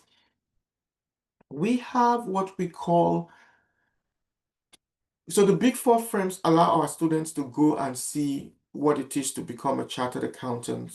They have to go in, they spend time, they do what they call office visits. They go to the offices, they open the day up for them to work with them. We have what we call industry linkages, where people in the industry come to us to talk to us about their practical problem. Right now, I'm just in the midst of signing a research, work with a collaborator from another culinary institute. They've approached me because a manufacturer of a particular device that is supposed to conserve water consumption in hotels, they want to trial it around hotels. And they've asked me and a couple of other people to go do the research. So now we're working with the hotels to embed those devices in the room of the people. And we're going to do an experiment where we tell the people the room will have an embedded, we call it a canary water control. So it's a device that if you start taking your shower, if you're using too much water, it will start singing different sounds for you to give you a good melody if you're using water in a reasonable way. If you're overusing it, it gives you a bad melody. We want to now go and see whether this is really changing the behavior of people who, lodge in the hotel and the cost implication for the hotels who implement this. And it's the company themselves that are reaching out to us as experts to go collect that data and do the analysis for them. Because they have the product, but they don't have the research skill. So they have come to us to find a solution. My other answer to that industry linkage is businesses must begin to see, and this is also where the government must incentivize organization to do research, because R&D expenses is actually a chargeable deduction in your operational cost. Sometimes if it's large, you have to sort of most times amortize it over a period, depending on how big it is. But there are research expenses that can go just within as your operational cost. And accountants need to start educating people. You're not losing money when you invest in research. It's part of operations, and it's a deductible charge when you pay your taxes. But it's almost sort of awareness that we haven't done enough with, and then people don't understand why they need it. And if they don't know why they need it, then nobody's going to pay for it, nobody's going to value it, and nobody's going to use it. Sorry if that's a long answer, but I thought I just put too much context to it. We can take the next question. Sorry. All right, thank you. So I think we have a last person up. We have some on the chat box, but let's take Job Napoleon. Can we have you? Then we can read the one on the chat box. Thank you. Okay, why Job is thinking to speak? Let me just read one here. Says, how can a researcher strike the balance between filling a knowledge gap and addressing a pressing societal need? I think they're the same thing. If you Yeah. if you solve a knowledge gap, if you solve a societal pressing need, it's a very strong place to kind of add knowledge. So basically, what is the knowledge gap? It's a language we use a lot in our writing to say, and I think the old traditional style is to say, having done the literature, we are first to do this, sort of, how do you know you're the first? And you may not have even done the right literature review, so you only think you're the first, but you may not be. That's number one. But filling knowledge gap comes basically down to solving big problems. And if you really solve a societal problem, I think it's more stronger, because that problem you've solved will increase our knowledge and understanding other things that will go ahead to do better. Now, let me tell you something again. I try to tie research to the practical things in our life. Take hygiene, for example. In the old days, our ancestors would have had open cooking fire. They used firewood, they used charcoal, but they did it, and their primary goal was just to have meals. But as time progressed, we realized, oh, that's very dangerous, harmful situation. They become asthmatic, they die of inhaling too much toxic from the smoke, and now there is science-based innovation to cooking. People who can afford it now are buying very nice cooking devices. But why are we not going to use the old one? Because once research proves something is better, we rely on it, we go to it. So accountants need to think in that way. The solution you solve becomes that real knowledge added. And it's critical. It's even better than just adding a theoretical knowledge. You're really solving something practical. Okay, All right. Prof. Thank you, sir. Job Napoleon. Okay, yeah, just a minute. Just a minute. I think another one says, just to follow up to that, says, how can we do sustainability accounting research in a way that actually help people and the environment instead of just ending up in a report as a report or on the desk or in the library? I think you talked about that a Yeah, bit. yeah, but there's one other point you need to add is in the end, having NGOs, having very practical implementing parties to your research is very good. So if you wanted to solve, if you're doing research on sort of how to reduce greenhouse emission or carbon emission, or even sort of environmental or helping to reduce modern slavery, things that ties to maybe SDG 11 or sorry, SDG 8, then you may be working practically with a company that would say, well, for us, we've figured out that we want to pay our staff an appropriate wage. So they exemplify the findings. It may be good to see even the motivational or the incremental effect of that policy because it's helpful to exemplify that it is working, not just, papers. I agree with you, not just a report to be left in sort of one archive. It's something that is workable. Then we also need to be inviting practitioners to sort of come to the class to talk to our students. And in that process, they might share with us what is their real problem today and how they may like it solved with research. It's okay, Prof. Or thank you, Napoleon. Go ahead, please. Okay. And now, Prof, thank you very much for listening. I mean, for speaking out this lecture. Honestly, I'm so thrilled because this is the area of my key interest. Do I intend to, combine with forensic accounting to help strengthen corporate social reporting?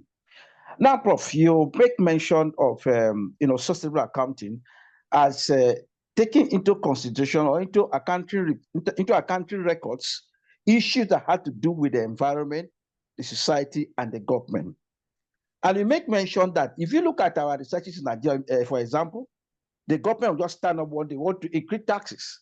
The government will not be able to, first of all, before starting increasing taxes, you should be able to go and conduct a research, which is part of the problem we have here. And from those of us from the Niger Delta region, if you look at it critically, we have a lot of companies like Shell, Mobil, and all that, and they're causing a lot of environmental problems to livelihood and all that. And so the issue of sustainability accounting or sustainability reporting have come to stay. Now, the issue I have is, which I've started looking at literatures, trying to bring out a research topic for my PhD program that had to do with forensic accounting and sustainability reporting. But the methodology have always been my challenge, and I'm still yet to break it.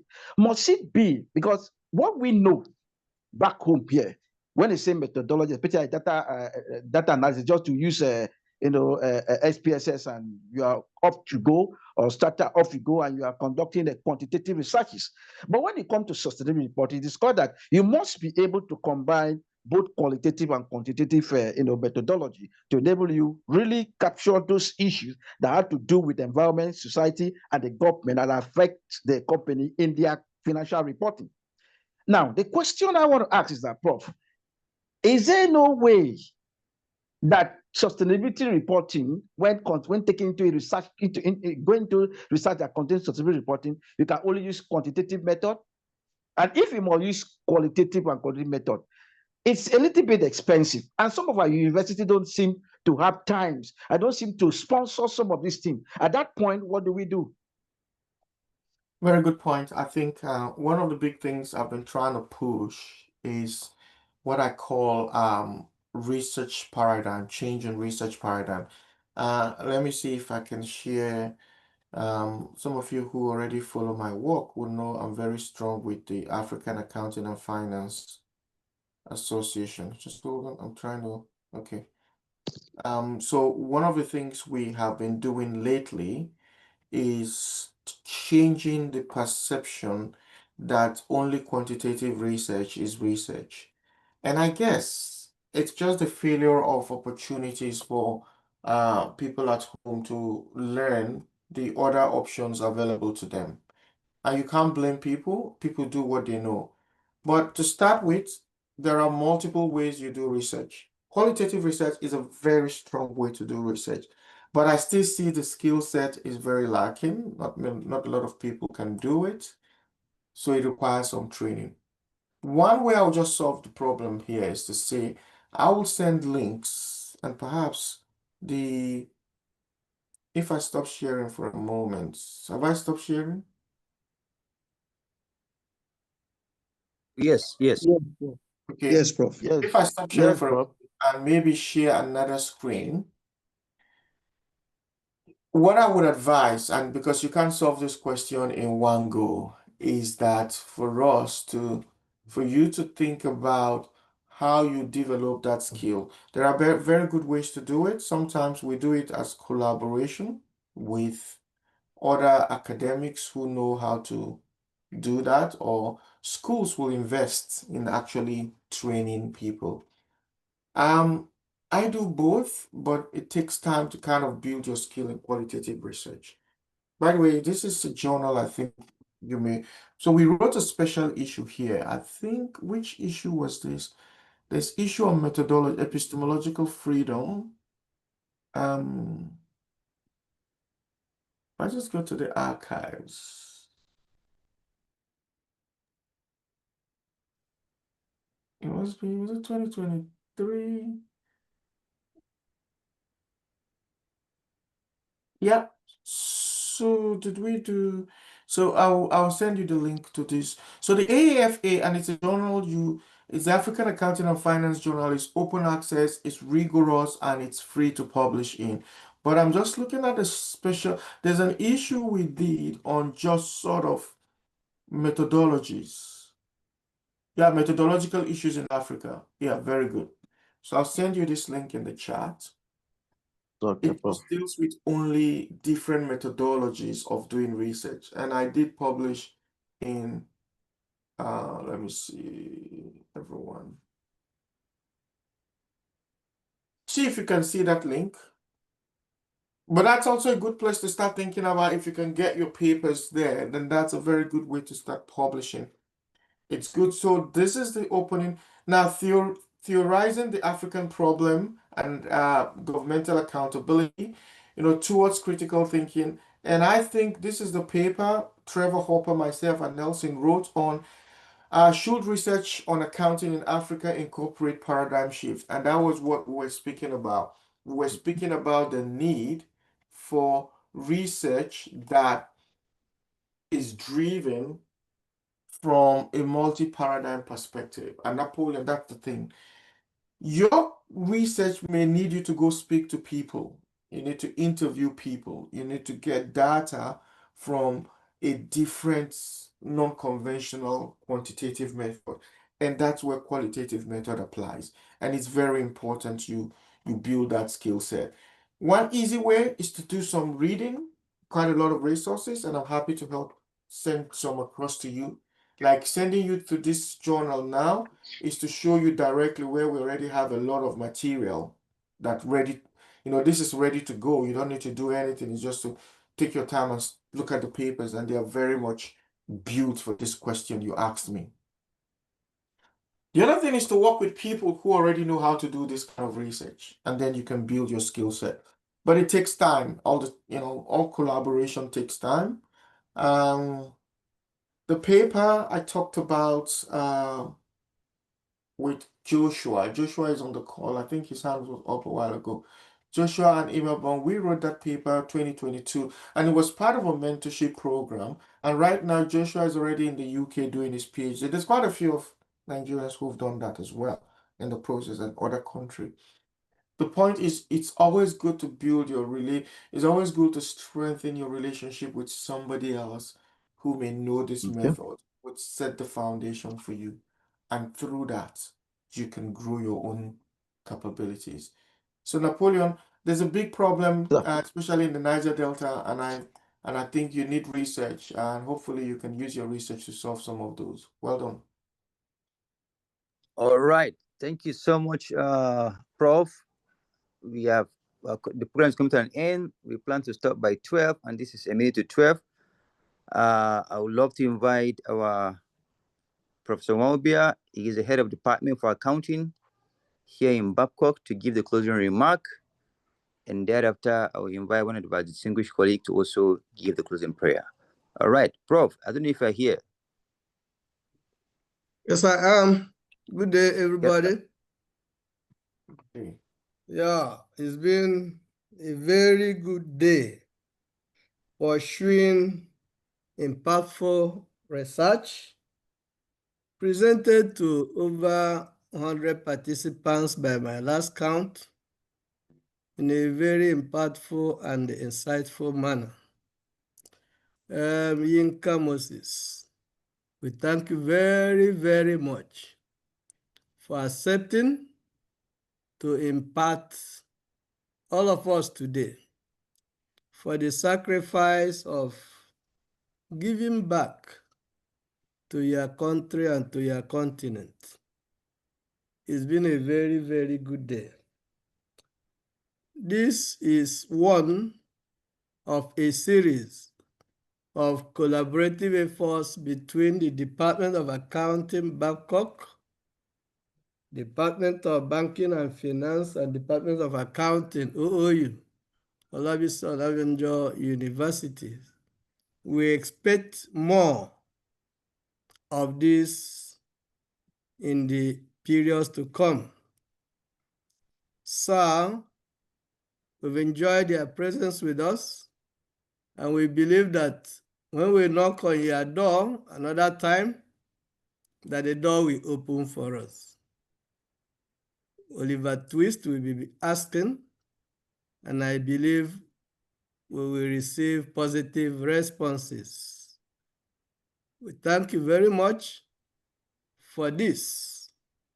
We also believe that whenever any of these scholars call on you for assistance, that you will be able to render the help, and God will richly bless you.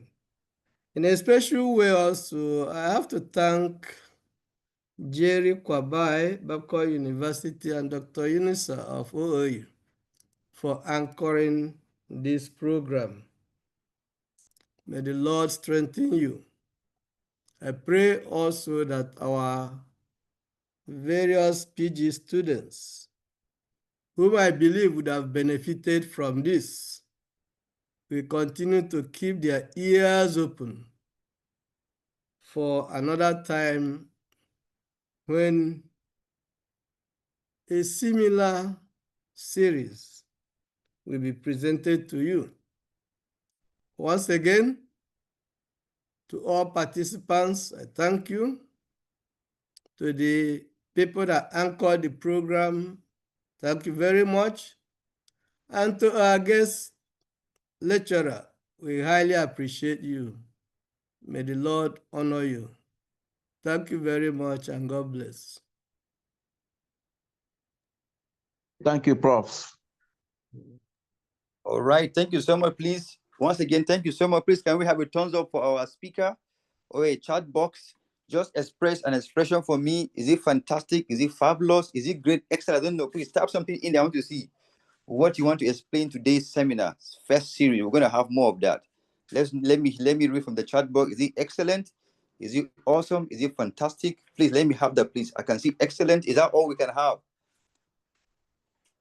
Excellent, revealing, insightful, great, superb. I love that. Highly is inspiring.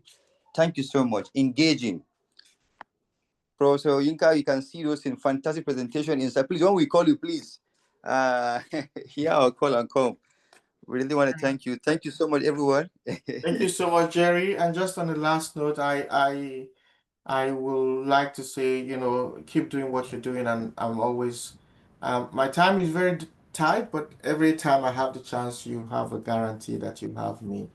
But by the way, before really you close, I think, Jerry, it's a good opportunity to sort of think about that sort of small research-led team, whether you want to collaborate with OAU or collaborate with some of the researchers on the call, is to build that relationship and walk through something. That is always the solution. You plant the seed, nurture it, make sure you have it grown to maturity, so that it's not one of those talk again and then it dies. It's something that you can flourish with. All right, as we'll say, till next time, and God bless. Thank you.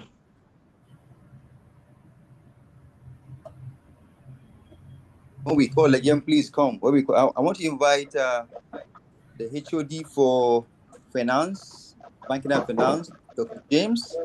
But if he's not here, I would love to call one person to pray for us, Dr. Joshua Olaniyo. If I hear, please, can you just step up and help with the closing prayer? Joshua Olaniyo.